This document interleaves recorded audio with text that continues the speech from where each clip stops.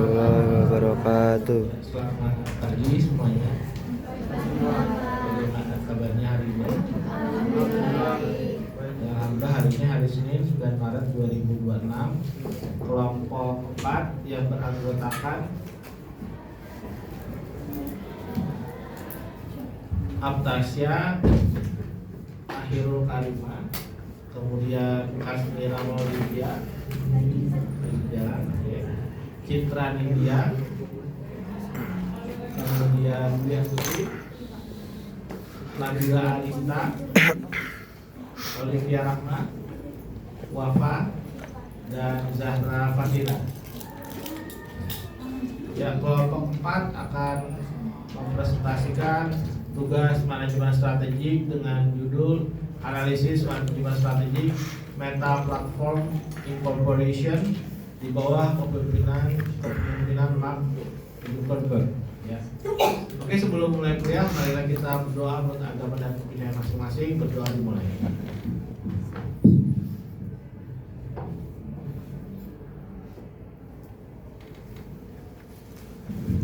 Ya, berdoa selesai. Silakan kepada kelompok 4 untuk mempresentasikan hasil penugasan.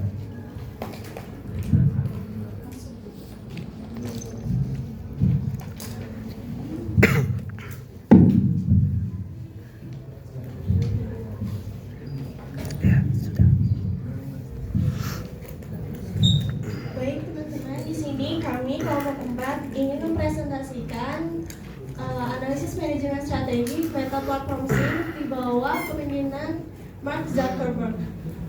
Oke, langsung saja kita masuk ke bagian latar belakang.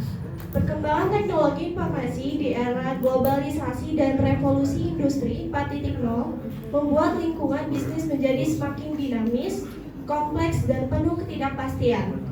Dalam kondisi tersebut, perusahaan dituntut untuk memiliki manajemen strategik yang tepat agar mampu bertahan dan bersaing di tengah perkembangan industri teknologi yang sangat cepat. Salah satu perusahaan teknologi yang menunjukkan perkembangan signifikan adalah Meta Platform yang didirikan oleh Mark Zuckerberg. Melalui berbagai inovasi dan strategi bisnisnya, perusahaan ini berhasil berkembang dari sebuah platform media sosial menjadi perusahaan teknologi global yang memiliki pengaruh besar dalam dunia digital. Seiring dengan perkembangan teknologi dan meningkatnya persaingan di industri digital, Meta terus melakukan berbagai strategi untuk mempertahankan posisinya, seperti akuisisi platform digital potensial dan pengembangan teknologi baru. Perusahaan nama Facebook menjadi Meta pada tahun 2021 menunjukkan adanya transformasi strategi perusahaan yang tidak hanya berfokus pada media sosial, tetapi juga pada pengembangan teknologi masa depan seperti Metaverse. Oleh karena itu, analisis mengenai penerapan manajemen strategi yang dilakukan oleh Mark Zuckerberg menjadi penting untuk memahami bagaimana perusahaan tersebut mampu berkembang dan beradaptasi dengan perubahan lingkungan bisnis global. Oke, baiklah, materi selanjutnya akan dijelaskan oleh teman saya.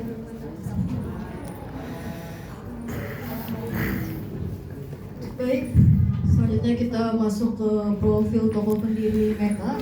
Adapun nama lengkap di sini Mark Elliot Zuckerberg.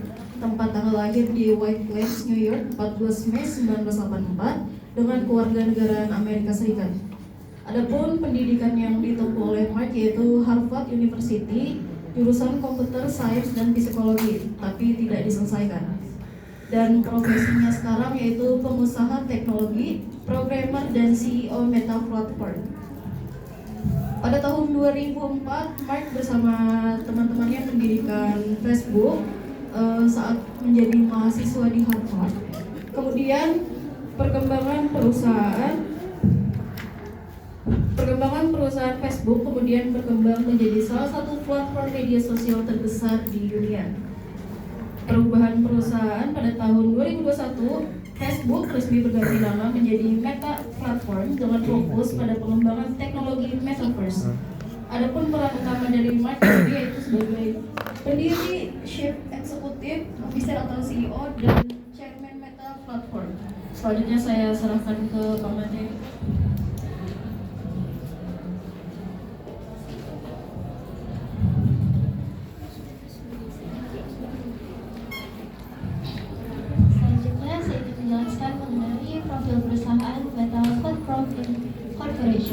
Jadi Meta Platform Incorporation ini merupakan perusahaan teknologi multinasional yang bergerak di bidang komunikasi digital, media sosial, dan juga pengembangan teknologi virtual reality dan juga augmented reality.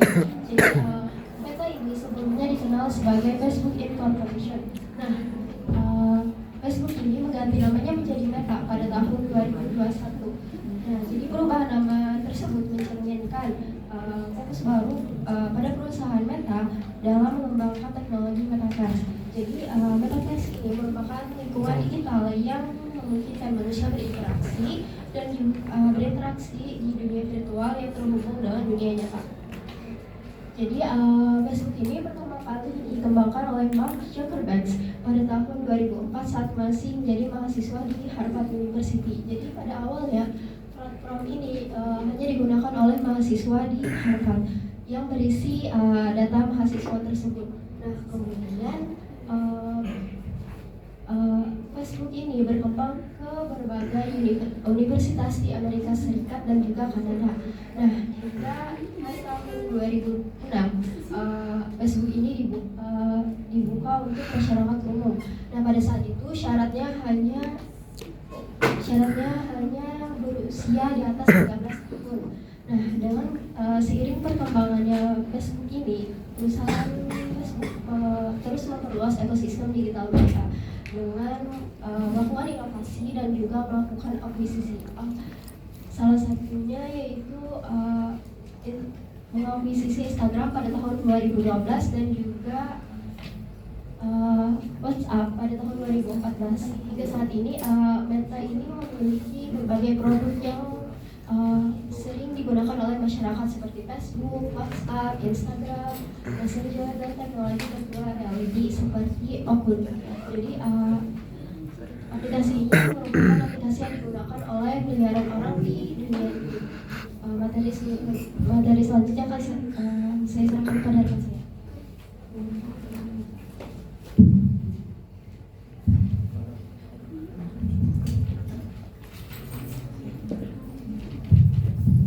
Baik, selanjutnya materi tentang visi strategis transformasi Facebook menjadi Meta. Jadi transformasi Facebook menjadi Meta itu pada tanggal 28 Oktober 2021 itu bukan sekadar perubahan nama atau rebranding, melainkan perubahan model bisnis dan arah teknologi secara total. Yang pertama yaitu visi utama. Jadi visi fundamental Meta itu adalah ingin mengubah cara manusia berinteraksi dengan digital. Jadi selama 2 dekade itu kita menggunakan internet dengan menatap layar 2 dimensi. Meta ingin kita masuk dan berada di dalam internet atau 3 dimensi. Kemudian yaitu konsep presence atau kehadiran. Strategi utama Meta adalah menciptakan teknologi yang membuat Anda merasa benar-benar hadir secara fisik bersama orang lain di ruang digital. Meskipun terpisah jarak ribuan kilometer, ini dilakukan melalui perangkat VR dan AR. Kemudian melampaui media sosial, Meta tidak lagi ingin dikenal sebagai perusahaan media sosial, melainkan sebagai perusahaan teknologi imersif atau metaverse. Kedua yaitu strategi kemandirian platform atau lepas dari dominasi Apple dan Google. Secara bisnis ini adalah alasan paling mendesak Facebook selama ini menumpang di sistem operasi milik Apple atau iOS dan Google atau Android.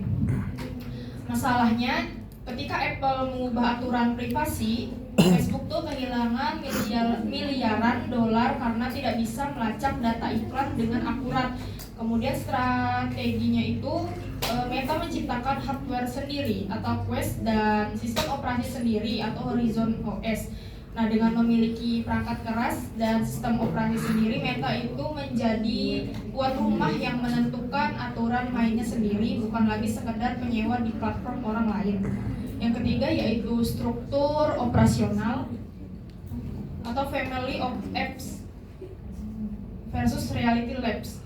Untuk mewujudkan visi ini, Meta membagi strateginya menjadi 2 mesin besar. Yang pertama yaitu family of apps terdiri dari Facebook, Instagram, dan WhatsApp. Strateginya itu menjaga ekosistem tetap menguntungkan melalui iklan untuk menghasilkan uang tunai atau cash flow yang besar. Yang kedua yaitu Reality Labs atau RL, divisi riset masa depan. Uang dari ECOA disuntikan secara masif ke RL untuk menciptakan kacamata AR, headset VR, dan teknologi sensor tubuh. Ini adalah investasi jangka panjang untuk mendominasi pasar teknologi masa depan.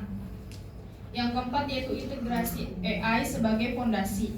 Sejak 2024, visi Meta tuh semakin jelas dengan memasukkan AI sebagai motor penggerak metaverse. Yang pertama yaitu generative AI. Dia itu membangun dunia virtual yang luas itu sulit. Jadi strategi Meta itu menggunakan AI agar pengguna bisa membangun ruangan atau objek virtual hanya dengan perintah suara. Yang kedua ada AI wearables, yaitu itu sebuah kacamata pintar, adalah jembatan strategis. Jadi orang tuh mungkin belum siap memakai headset besar setiap hari, tapi mereka tuh siap memakai kacamata. Jadi AI itu di dalam kacamata ini membantu Meta memahami apa yang dilihat oleh pengguna di dunia nyata. Yang kelima yaitu strategi ekonomi baru atau digital commerce. Jadi Meta tuh bervisi menciptakan ekonomi digital di mana orang bisa membeli dan menjual barang virtual. Yang pertama yaitu avatar sebagai identitas. Jadi Meta tuh ingin identitas digital Anda atau avatar itu menjadi sama pentingnya dengan identitas fisik.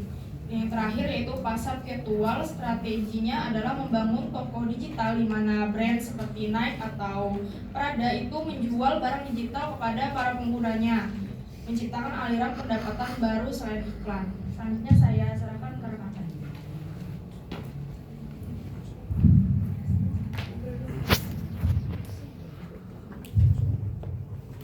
Baik, yang selanjutnya adalah strategi akuisisi dan ekosistem dari Meta Platform Incorporated. Jadi strategi akuisisi itu merupakan salah satu cara yang digunakan perusahaan teknologi untuk memperluas pasar, memperoleh teknologi baru, serta mengurangi ancaman dari pesaing. Nah, Meta Platform ini atau yang sebelumnya dikenal dengan Facebook Incorporated itu juga aktif menggunakan strategi akuisisi untuk memperkuat posisinya di industri digital. Nah, Meta sendiri tidak hanya membeli perusahaan lain, tetapi juga mengintegrasikannya dalam satu ekosistem digital sehingga platform-platformnya itu saling terhubung.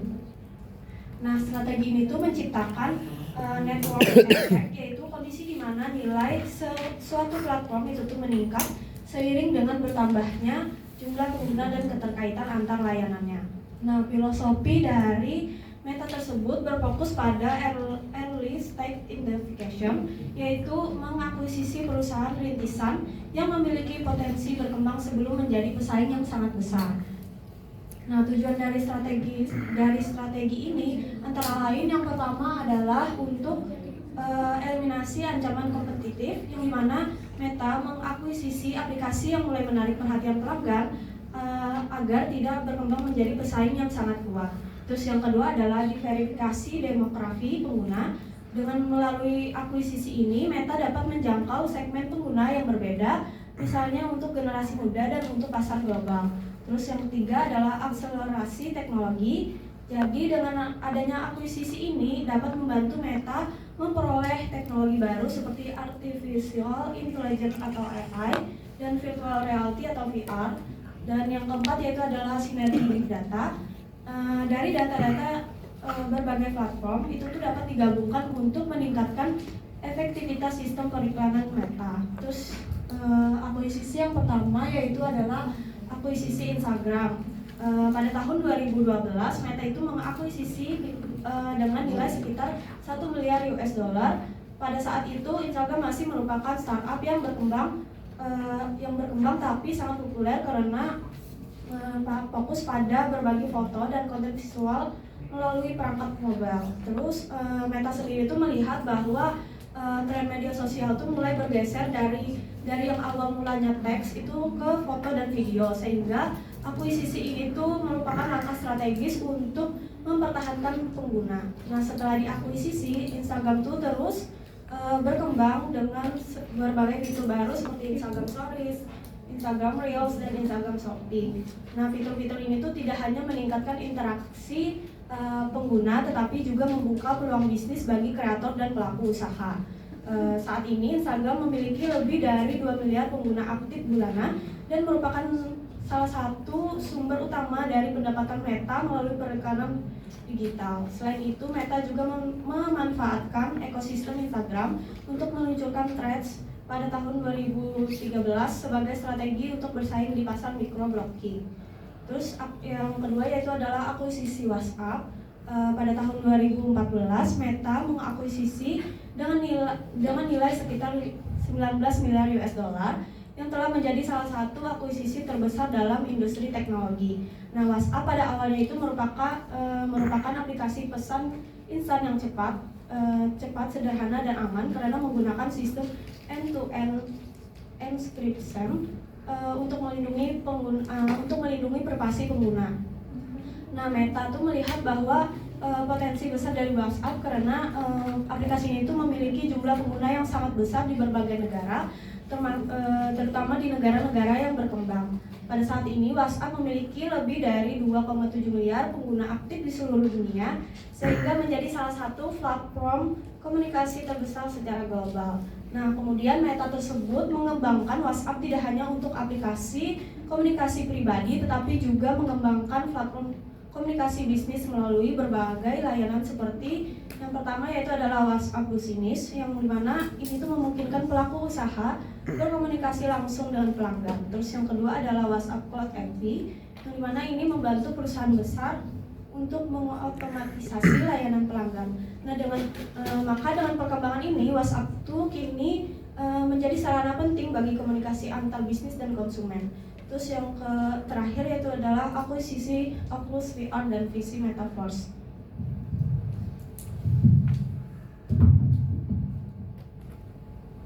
Nah, Meta melakukan investasi jangka panjang melalui akuisisi pada tahun 2014 dengan nilai sekitar 2 miliar US dollar, yang dimana Oculus mengembangkan teknologi virtual reality atau VR yang memungkinkan pengguna tuh merasakan pengalaman dalam dunia virtual 3 dimensi. Nah, melalui perangkat seperti Meta Quest, Meta berupaya membangun ekonomi perangkat keras dan perangkat lunaknya sendiri. Pengembangan teknologi VR dan AR itu juga menjadi dasar bagi visi misi Metaverse, yaitu dunia virtual yang memungkinkan orang untuk berinteraksi, bekerja, dan menikmati hiburan secara virtual. Dan yang selanjutnya itu adalah integritas ekosistem dan artificial intelligence. Nah, keunggulan dari Meta sendiri itu tuh terletak pada kemampuannya untuk mengintegrasikan berbagai platform dalam ekosistemnya. Contohnya yaitu akun center yang untuk menggabungkan akun Facebook, Instagram, dan Messenger. Terus Meta Ads Manager untuk menjalankan iklan di seluruh platform Meta. Dan yang terakhir itu adalah pengembangan teknologi artificial intelligence atau AI. Jadi Meta itu tuh mengembangkan teknologi artificial intelligence AI melalui model bahasa besar atau LLaMA atau Large Language Model Meta AI. Jadi teknologi ini tuh digunakan untuk personalisasi konten, moderasi otomatis, dan pengembangan asisten digital pada WhatsApp dan Instagram. Nah, yang terakhir yaitu adalah tantangan regulasi dan isu anti monopoli. Jadi meskipun akuisisi tadi itu banyak memiliki keuntungan dan memiliki terbukti efektif, tapi strategi ini tersebut tuh tetap menghadapi berbagai tantangan dari regulator global. Antara lain yang pertama itu adalah pengawasan regulator persaingan usaha. Jadi lembaga seperti Federal Trade Commission di Amerika Serikat serta otoritas persaingan usaha di Uni Eropa menilai bahwa strategi akuisisi Meta ini tuh berpotensi untuk menimbulkan praktik anti persaingan. Terus yang kedua yaitu adalah kritik terhadap strategi buy or bury, yang dimana beberapa pihak menyebutkan bahwa strategi akuisisi Meta itu tuh sebagai pendekatan buy or bury, yaitu membeli perusahaan yang berpotensi menjadi pesaing atau menghilangkan ancaman kompetitif sejak dini. Dan yang terakhir itu adalah isu perlindungan data pribadi serta monopoli pasar perikanan, digital juga itu menjadi tantangan yang harus dihadapi oleh oleh Meta.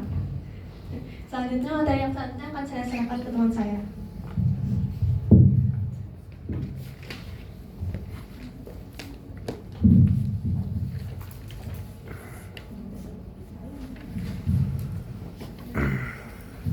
Baik, selanjutnya masuk ke materi budaya organisasi dalam perusahaan Meta Platform. Apa sih budaya organisasi itu? Budaya organisasi itu merupakan nilai, prinsip, dan cara kerja yang menjadi pedoman bagi karyawan dan dalam menjalankan aktivitas serta mencapai tujuan perusahaan. Terus yang pertama itu adalah move fast atau bergerak cepat. Meta mendorong karyawan untuk bekerja cepat dalam mengembangkan dan meluncurkan produk baru agar dapat segera mendapatkan umpan balik dari pengguna. Yang selanjutnya yaitu fokus pada dampak jangka panjang. Perusahaan memprioritaskan pengembangan teknologi dan inovasi yang dapat diberikan manfaat jangka panjang bagi pengguna. Selanjutnya, menciptakan hal yang berdampak. Meta berupaya menciptakan produk digital yang tidak hanya bermanfaat tetapi juga memberikan pengalaman baru bagi penggunanya. Selanjutnya, hidup di masa depan. Perusahaan terus berinvestasi pada teknologi masa depan seperti VR atau virtual reality, AR atau augmented reality, dan AI atau artificial intelligence. Selanjutnya, bersikap lugas dan saling menghormati. Karyawan didorong untuk menyampaikan ide secara terbuka, namun tetap menghargai pendapat rekan kerja. Yang terakhir yaitu Metaverse dan Me. Nilai ini menekan pentingnya kerja tim, bertanggung jawab terhadap perusahaan serta kontribusi individu dalam mencapai tujuan bersama. Selanjutnya akan dilanjutkan sama rekan saya.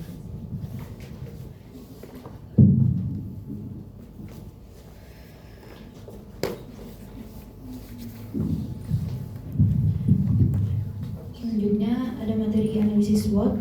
Yang pertama itu strengths, kekuatan, skala penggunaan yang masif. Meta memiliki ekosistem sosial terbesar di dunia dengan lebih dari 3,58 miliar pengguna aktif harian di seluruh aplikasinya Facebook, Instagram, WhatsApp, dan Threads. Dominasi infrastruktur AI, investasi besar pada pusat data dan GPU seperti cluster H100 atau Blackwell telah menempatkan Meta sebagai pemimpin dalam AI sumber terbuka melalui model lama yang meningkatkan efisiensi algoritma iklan dan keterlibatan pengguna. Selanjutnya, meski pendapatan iklan yang kuat, Meta menguasai sekitar 23% pangsa pasar iklan digital global. Penggunaan AI seperti kampanye advantage telah meningkatkan ROI pengiklan secara signifikan. Selanjutnya, posisi kas yang sehat, memiliki likuiditas tinggi dengan kas dan setara kas mencapai lebih dari $44 miliar, memberikan fleksibilitas untuk riset dan pengembangan R&D yang agresif. Yang kedua, weaknesses. Kerugian operasional Reality Labs, divisi Metaverse Reality Labs terus mencatat kerugian miliar dolar setiap kuartal, diproyeksikan kehilangan 16-19 miliar dolar per tahun tanpa kepastian profitabilitas jangka pendek. Selanjutnya, ketergantungan pada iklan. Hampir 98% pendapatan Meta berasal dari iklan, membuatnya sangat rentan terhadap fluktuasi ekonomi dan perubahan kebijakan privasi platform lain seperti Apple iOS. Selanjutnya, masalah reputasi dan privasi. Sejarah skandal data seperti Cambridge Analytica menciptakan defisit kepercayaan permanen yang menyulitkan adopsi fitur AI yang bersifat personal. Selanjutnya, erosi demografi muda. Meskipun Instagram tetap kuat, platform utama Facebook terus mengalami penurunan basis pengguna dengan generasi Z lebih memilih TikTok. Yang ketiga, opportunities. Monetisasi WhatsApp memiliki potensi pendapatan besar melalui business message dan fitur pembayaran yang belum dimanfaatkan sepenuhnya secara global. Selanjutnya, kecerdasan buatan agen. Pengembangan asisten AI yang mampu melakukan tugas seperti memesan tiket, atau mengelola layanan pelanggan dapat menciptakan aliran pendapatan baru di luar iklan. Selanjutnya, kepemimpinan perangkatan wearable, kesuksesan kacamata pintar Ray-Ban. Meta membuka pintu bagi Meta untuk mendominasi era komputasi spasial dan AR. Selanjutnya, ekspansi di pasar berkembang. Pertumbuhan penetrasi internet di wilayah seperti India dan Afrika memberikan peluang untuk memperluas basis pengguna dan layanan keuangan digital. Terakhir ada trade, tekanan regulasi dan anti monopoli, investigasi dari FTC dan Eropa mengancam Meta dengan denda besar atau bahkan perintah untuk memisahkan Instagram dan WhatsApp. Selanjutnya, persaingan ketat, persaingan dari TikTok dalam video pendek, Reels, dan Apple atau Google dalam pengembangan perangkat keras AI dan AR sangatlah intens. Selanjutnya, perubahan kebijakan platform, ketergantungan pada toko aplikasi milik Apple dan Google Play Store memberikan kendali atas distribusi dan privasi iklan Meta kepada kompetitor. Selanjutnya, risiko keamanan siber, serangan siber skala besar atau penyebaran isi informasi berbasis AI di platform Meta dapat memicu sanksi pemerintah dan boikot pengiklan.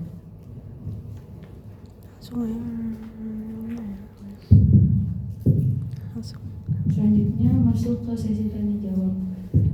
Apakah ada yang ingin bertanya? Ya, nanti sebutkan nama dan pertanyaannya juga.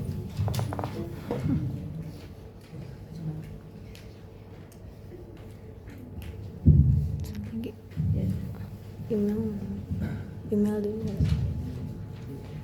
Baik, terima kasih atas kesempatannya. Sebelumnya perkenalkan nama saya Saskia Miftahana dengan aktif 43 mengenai strategi open source AI lama. Di mana kalian menyebutkan bahwa Meta mengembangkan AI melalui model lama, ya kan? Kemudian pertanyaan saya berbeda dengan Open AI Technology atau Google yang sudah menutup, mengapa Mark Zuckerberg memilih strategi open source untuk lama, kemudian apa keuntungan jangka panjang bagi Meta jika teknologi mereka bisa digunakan secara gratis oleh pengembang lain? Itu saja. Terima kasih. Baik, terima kasih kesempatannya kelompok 4. Perkenalkan nama saya Saima Syifa Marusa dengan IMI 26 dari kelompok 2. Nah, jadi pertanyaannya, jika Metaverse itu berhasil menjadi masa depan interaksi kita, bagaimana Meta memitigasi risiko isolasi sosial di dunia nyata? Apakah interaksi digital yang terlalu nyata itu justru akan menurunkan kualitas hubungan manusia secara fisik? Kayak gitu saja. Terima kasih.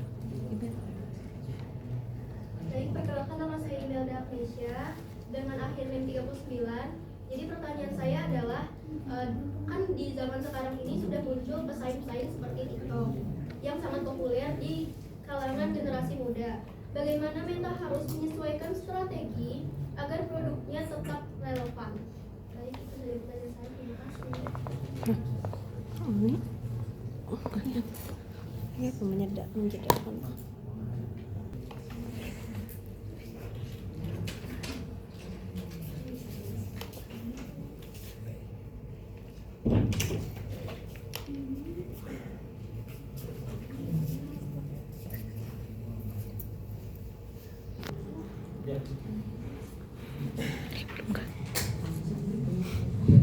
Baik, saya ingin menjawab pertanyaan dari Saima. Bunyi pertanyaannya, jika Metaverse berhasil menjadi masa depan interaksi kita, bagaimana Meta memitigasi risiko isolasi sosial di dunia nyata?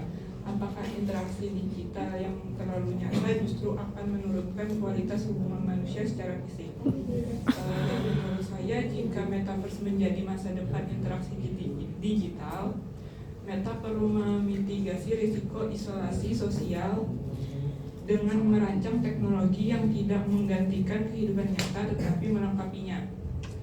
Salah satu caranya adalah melalui perkembangan augmented reality atau AR yang menggabungkan interaksi digital dengan lingkungan nyata, serta menyediakan fitur mengingat waktu penggunaan agar pengguna tidak terlalu lama berada di dunia virtual.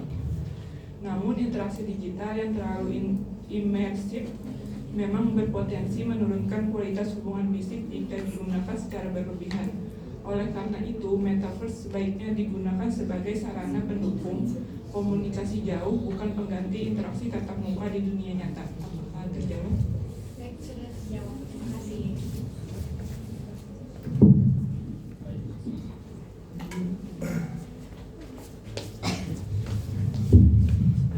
Baik, jadi di sini saya ingin menjawab pertanyaan dari Imelda yang dimana dengan bunyi pertanyaan tadi itu kalau muncul pesaing seperti kayak TikTok itu tuh sangat populer kan di masa sekarang, maka bagaimana cara Meta tuh biar bisa menyesuaikan strategi produknya agar tetap relevan. Jadi menurut kelompok kami dengan munculnya pesaing seperti TikTok yang sangat populer di kalangan Gen Z sekarang, maka Meta platform itu tuh perlu menyesuaikan produknya agar tetap relevan dengan cara mengikuti tren dan kebutuhan penggunaan saat ini. Salah satu strategi yang sudah dilakukan adalah untuk menghadirkan fitur video pendek seperti Instagram Reels dan Facebook Reels yang dimana itu konsepnya mirip dengan TikTok. Nah, hal ini tuh bertujuan agar pengguna tetap menarik menggunakan platform Meta tanpa berpindah ke aplikasi lainnya. Selain itu, Meta juga perlu meningkatkan pengalaman penggunaan, misalnya dengan memperbaiki algoritma rekomendasi konten agar sesuai dengan selera dan minat untuk pengguna Gen Z sekarang. Nah, dengan begitu pengguna tuh akan lebih betah menggunakan platform seperti Instagram dan Facebook. Maka Meta juga bisa memberikan banyak peluang bagi kreator konten seperti fitur monetisasi dan program kreator, sehingga para kreator itu tetap memilih platform Meta untuk membuat dan membagikan konten mereka.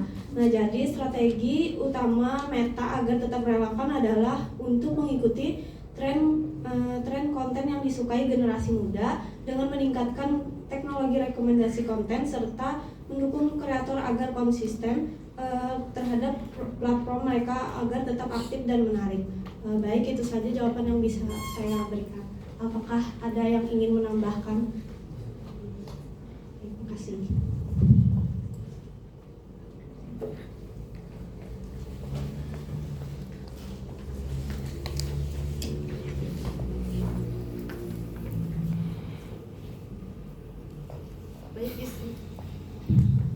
Baik, di sini saya akan menjawab pertanyaan dari Saskia Linta Zitana.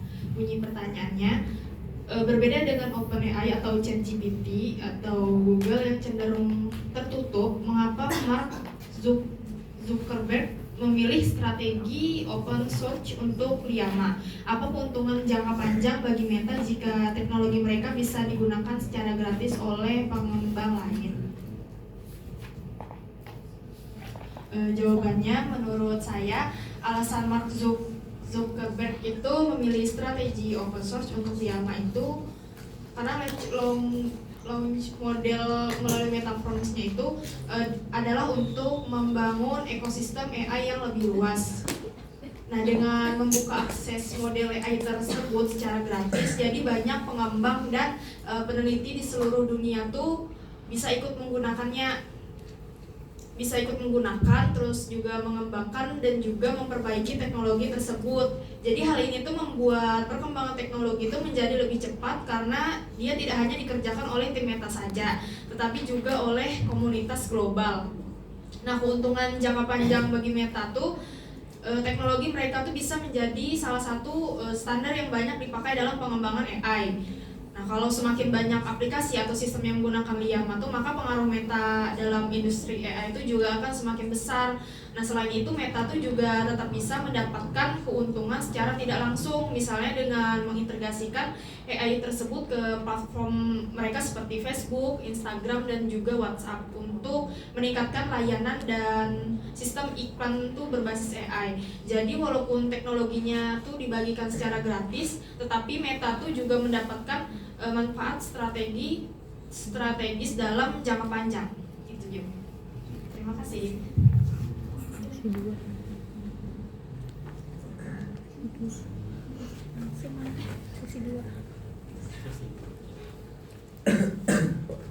Baik, apakah ada yang ingin ditanyakan lagi?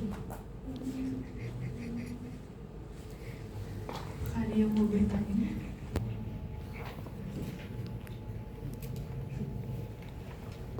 Ya, Rafli, silahkan. Baik, terima kasih banyak untuk kesempatan yang telah diberikan. Perkenalkan, nama saya Muhammad Rafli dari kelompok 3. Yang ingin saya tanyakan, apakah perubahan Facebook menjadi Meta benar-benar lahir dari visi teknologi masa depan atau hanya strategi pencitraan untuk menutupi krisis privasi, penurunan reputasi, dan tekanan regulasi? Terima kasih. Baik, yang selanjutnya Makita. Ya, terima kasih atas kesempatannya. Perkenalkan, nama saya Muhammad Makita Matola dengan akhir NIM 78. Biasa dipanggil Makita. Jadi saya mau nanya mengenai ini kan dari Mark Zuckerberg yang CEO-nya Facebook ya menjadi Meta ya sekarang. Jadi pertanyaan saya tuh strategi utama apa sih yang menjadikan dari perusahaannya nih, strategi utamanya yang membentuk keberhasilannya sampai saat ini, strategi utamanya. Ada lagi kah yang mau bertanya? Tidak ada. Terima kasih.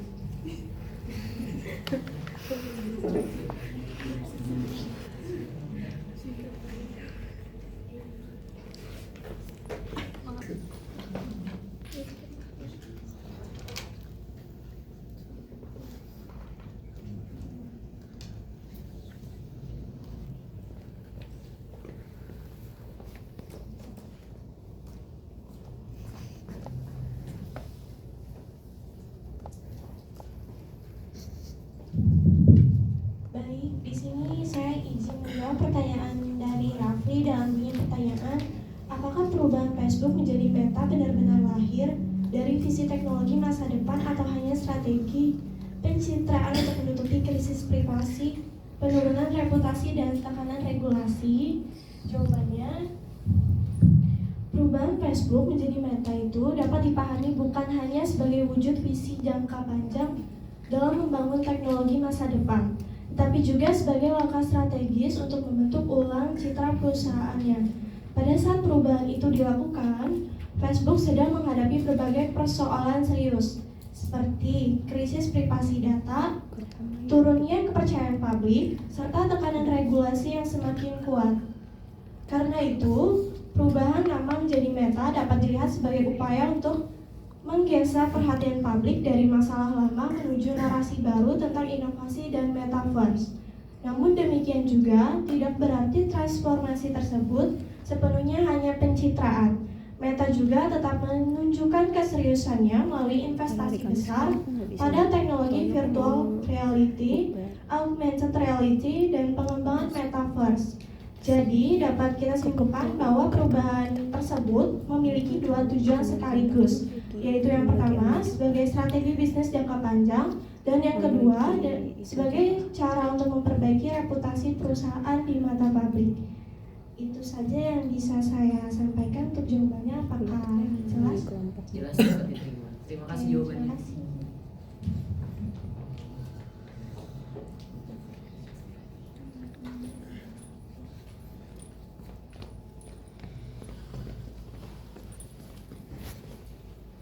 Video kan capek lihat di belakang. Izin menjawab pertanyaan kita dengan bunyi pertanyaan, strategi utama apa yang dilakukan oleh Mark yang bisa membentuk Meta sampai sekarang ini? Jadi yang pertama itu strategi akuisisi early stage. Mark mengakuisisi perusahaan potensial seperti Instagram dan WhatsApp sebelum mereka menjadi kompetitor raksasa untuk memperluas pasar dan menguasai komunikasi global. Selanjutnya, transformasi PC Metaverse berani mengubah fokus perusahaan dari sekedar media sosial menjadi perusahaan teknologi masa depan melalui pengembangan virtual reality VR dan augmented reality AR. Selanjutnya, integrasi ekosistem digital menyatukan berbagai platform Facebook, IG, WhatsApp, Messenger dalam satu ekosistem yang saling terhubung untuk meningkatkan pengalaman pengguna. Selanjutnya, pemanfaatan AI menggunakan kecerdasan buatan sebagai fondasi untuk personalisasi konten, moderasi, dan meningkatkan efisiensi layanan secara otomatis. Selanjutnya, yang terakhir, budaya organisasi MoveFast menerapkan cara kerja yang cepat dalam mengembangkan produk agar perusahaan tetap dinamis dan mampu beradaptasi dengan perubahan industri yang sangat cepat. Apakah bisa diterima, Pak? Ya, terima kasih. Terima kasih.